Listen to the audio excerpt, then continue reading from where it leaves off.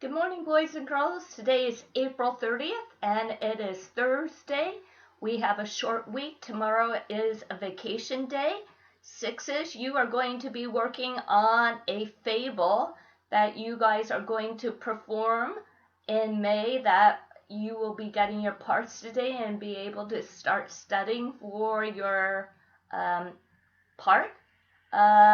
You will also be working on a geometry test today, sixes.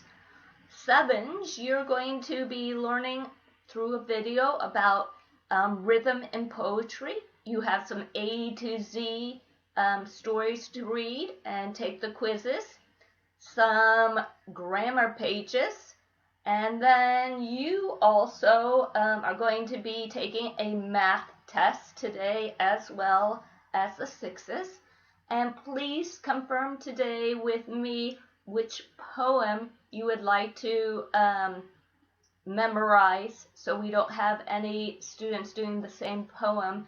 And I will give you more details about the date that we are going to perform them for our 6-year-old friends.